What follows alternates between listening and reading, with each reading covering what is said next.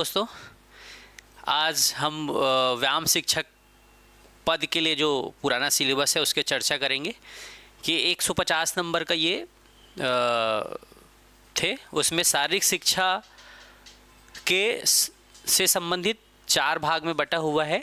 उसमें 100 अंक के हैं, जैसे खेलकूद मनोविज्ञान 25 अंक, वैज्ञानिक विकास एवं खेलकूद 25 अंक, संगठन अनुशिक्षण एवं निर्णयन 25 अंक, विविध ये 25 अंक, और सामान्य हिंदी, सामान्य अंग्रेजी, कंप्यूटर की सामान्य जानकारी, सामान्य ज्ञान, योग की सामान्य जानकारी, ये सब मिलकर के 50 नंबर के ये। तो इस तरह से 150 नंबर के हमारे वो हैं।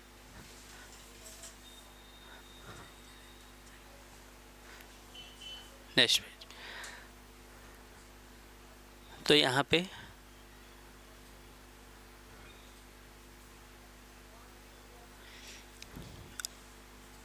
सौ अंक के हैं। इसमें 25-25 में 4 भागों में बटा हुआ है। खेल कूद और का मनोविज्ञान एवं इतिहास, इसमें है आपका प्राचीन एवं आधुनिक ओलंपिक गतिविधियों का तुलनात्मक अध्ययन। इससे पुराने वाले जो क्वेश्चन आया था उसमें 3 से 4 नंबर के आपके आए थे। ये 25 नंबर के हैं। 10 है तो 2-2 क्वेश्चन भी आ रहे हैं तो 20 नंबर, और किसी से 3 या 4 आएंगे। विभिन्न खेलों का इतिहास एवं विकास, ये रहेगा। खेल मनोविज्ञान का अर्थ, प्रकृति और संभावनाएं, ये रहेगा। खेल मनोविज्ञान का खेलों में से संबंध, ये है। अधिशिक्षण एवं शारीरिक शिक्षा के लिए खेल मनोविज्ञान का महत्व, इसमें भी आए थे पुराने क्वेश्चन। खेल कूद में सहभागिता से व्यक्तित्व का विकास, हमारा पर्सनालिटी व्यक्तित्व का विकास कैसे होता है, ये है, इसमें से भी आया था। शारीरिक शिक्षा में प्रेरक व्यवहार एवं रुचि की भूमिका, इससे भी आया था क्वेश्चन। अगला है महत्वाकांक्षा, संवेदना, हताशा, संघर्ष के स्तर पर एवं उनका खेल प्रदर्शन पर प्रभाव। हमारे चिंता होता है, तनाव होता है, संवेदना है, उससे हमारे इस खेल में क्या प्रदर्शन में कैसे प्रभाव पड़ता है। फिर है खेल दर्शक एवं उनके व्यवहार का खेल प्रदर्शन पर प्रभाव। हमारे जो खेल के दर्शक होते हैं वो हमारे खेल के स्तर को आगे भी ले जा सकते हैं और नीचे भी कर सकते हैं, तो उसका क्या प्रभाव पड़ेगा, ये है। फिर है शारीरिक गतिविधियों का सामाजिक मनोवैज्ञानिक पहलू, इससे भी क्वेश्चन आए हुए थे। तो ये है। ब खंड में देखें तो वैज्ञानिक विकास एवं खेल कूद, इसमें भी 11 टॉपिक हैं। खेल विकास हेतु विभिन्न परीक्षणों का वैज्ञानिक प्रमाणिकता, ठीक है, टेस्ट मेजरमेंट है, वो है। हृदय श्वसन की क्रिया और खेल प्रदर्शन पर उसका प्रभाव, गामक क्षमता और उनका परीक्षण, ज्ञान एवं कौशल परीक्षण, ये है। नेक्स्ट है व्यायाम के कारण शारीरिक क्रियाएं परिवर्तन। व्यायाम करते हैं तो हमारे हृदय में, हमारे मसल्स में जो इफेक्ट होते हैं वो है। फिर है हृदय परिवहन तंत्र, श्वसन तंत्र पर व्यायाम एवं प्रशिक्षण का प्रभाव। जो हम एक्सरसाइज करते हैं उसका हमारे शरीर में, हृदय में, हमारे रक्त परिसंचरण तंत्र में, श्वसन में क्या फ़र्क पड़ता है, इफेक्ट पड़ता है, उसका है। विभिन्न खेल कूद गतिविधियों में ऊर्जा का व्यय, कैसे ऊर्जा खपत होगा, ये अध्ययन करेंगे। फिर है खेल कूद के विकास में क्रीड़ा चिकित्सा की भूमिका। जो खेल कूद के विकास में है उसमें चिकित्सा है, डॉक्टर्स हैं, फिजियोथेरेपिस्ट हैं, उनकी क्या भूमिका है उनको पढ़ेंगे। विभिन्न खेलों में यांत्रिकी सिद्धांतों का उपयोग, बायोमैकेनिक्स के बारे में पढ़ेंगे। फिर है प्रशिक्षण भार, स्वयं के सिद्धांत एवं महत्वपूर्ण विशेषताएं, ट्रेनिंग लोड है उसके बारे में।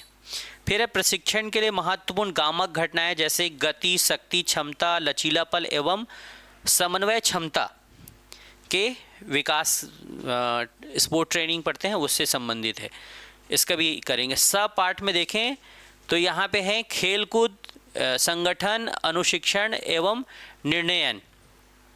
खेलकूद के विकास में व्यावसायिक संगठनों का प्रभाव, खेलकूद में जनसंपर्क एवं प्रचार गतिविधियां, क्या क्या हैं जिससे खेलकूद का प्रचार प्रसार होता है। फिर है खेलकूद प्रतियोगिता के संचालन हेतु महत्वपूर्ण सिद्धांत एवं कार्यवाही।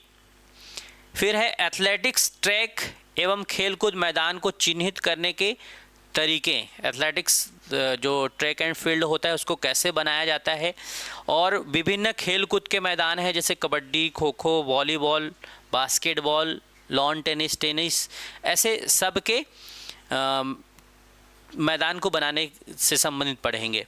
प्रबंधन, प्रशिक्षण, कप्तान एवं दर्शक से संबंध, जो एक दूसरे के बिना संबंध अच्छे रहेंगे उतना ही आपका परफॉर्मेंस है अच्छा हो पाएगा।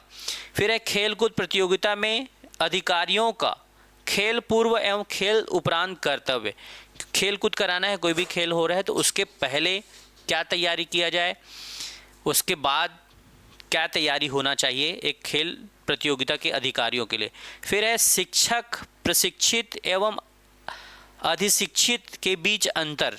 शिक्षक क्या है, प्रशिक्षण देने वाला कौन है, अधिशिक्षक कौन है, इसके बारे में डिटेल से पढ़ेंगे। फिर है 8वां, उसमें अधिशिक्षा के सिद्धांत, जो कोचिंग देते हैं उसके सिद्धांत क्या हैं, कौन से फार्मूले से आप दे सकते हैं। फिर है विभिन्न खेलों के नियम।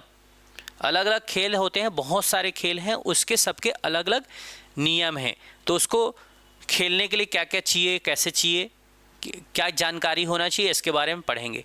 खेल दल के चयन का सिद्धांत, अगर आप टीम को सेलेक्ट कर रहे हैं, चयन कर रहे हैं, तो उसके लिए कौन से सिद्धांत को आप फॉलो करेंगे, इसको पढ़ेंगे। अधिशिक्षा में मनोविज्ञान का अनुप्रयोग, साइकोलॉजी, व्यवहारों का अध्ययन होता है, उसका अपन डिटेल से पढ़ेंगे। अधिशिक्षा में वैज्ञानिक सिद्धांतों का अनुप्रयोग, ये है। फिर इसमें से भी 25 नंबर के आएंगे। फिर द विविध में है खेलकूद में नेतृत्व, लीडरशिप, खेलकूद में क्लासिफिकेशन, वर्गीकरण, खेलकूद को कौन कौन से भागों में बांटा गया है।